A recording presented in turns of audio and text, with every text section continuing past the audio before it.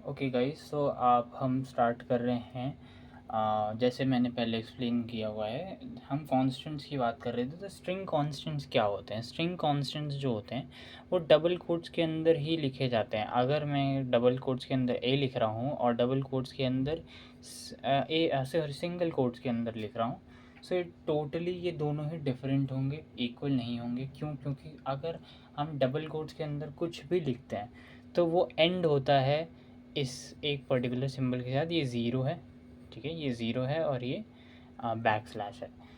सो ऐसे back slash और इसके साथ मतलब यहाँ पर ऑटोमेटिकली एक बैक स्लैश और ज़ीरो लग चुका है जैसे ही हम डबल स्ट्रिंग डालते हैं। अगर हम यहाँ पे भी लगा दें तो ये भी एक स्ट्रिंग बन सकता है। तो ऐसे होता है एक स्ट्रिंग कांस्टेंट।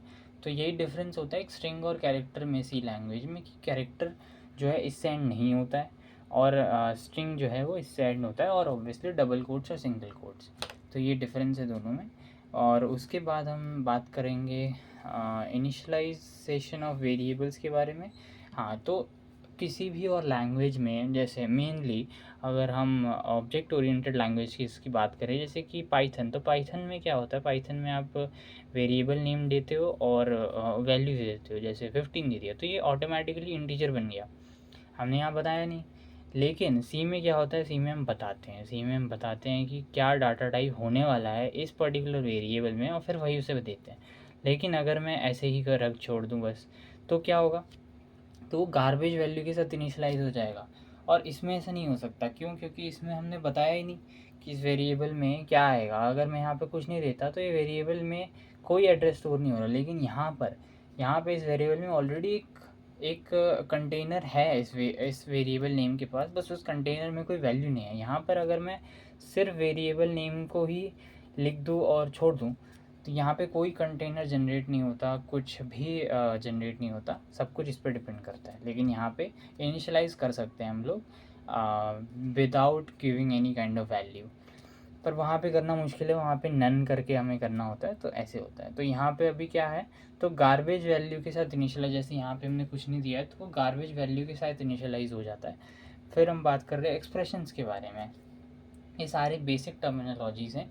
एक्सप्रेशंस में क्या आ जाता है? कैन बी अर्थमेटिक, लॉजिकल और relational.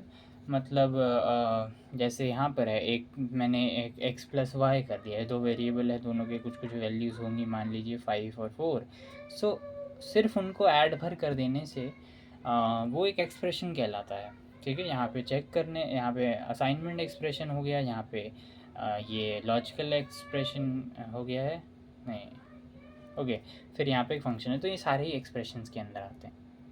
Okay, then we have statements. So statements क्या होते हैं? स्टेटमेंट्स में जैसे हम देख रहे हैं यहाँ पे एक, जैसे अगेन एक सिंपल सा स्टेटमेंट लिखा है, यहाँ पर मान लीजिए इंट लिखा होगा, तो यहाँ पर एक सिंपल सा स्टेटमेंट लिखा है x=5, तो ये भी एक एक्सप्रेशन में आ जाता है। और ऑब्वियसली ये तरीका है कमेंट्स लिखने का। तो किसी भी, जैसे यहाँ पे लिखा हुआ है फॉलोड बाय सेमी कॉलन्स, अगर यहाँ पे सेमी कॉलन्स है तो ये एक स्टेटमेंट कहलाने लगता है। देन कंपाउंड आ जाता है। कंपाउंड में क्या होता है? कंपाउंड में अगेन जैसे कोई एक फंक्शन हो गया, तो उसके अंदर जो भी कोड होगा वो सब एक मल्टी लाइन कोड होगा, और वो एक लोकल स्कोप एक फंक्शन को ही सिर्फ एसोसिएटेड होगा, तो कंपाउंड स्टेटमेंट्स में आ जाता है। उसके बाद है जो कि एक ग्लोबल स्पेस में लिखा है, तो इसलिए एक्सप्रेशन स्टेटमेंट्स है।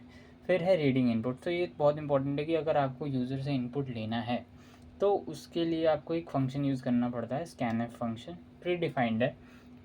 इसमें हम यहाँ पे पहले लिखते हैं कंट्रोल स्ट्रिंग्स, फिर कॉमा, फिर एड्रेस। जैसे कि एक वेरिएबल है, यहाँ पर अब हमें बताना पड़ेगा सी को कि ये वेरिएबल जो है, इस एक तो पहले इसका एड्रेस बता दो, फिर इस वेरिएबल में किस तरह की वैल्यू जाएगी।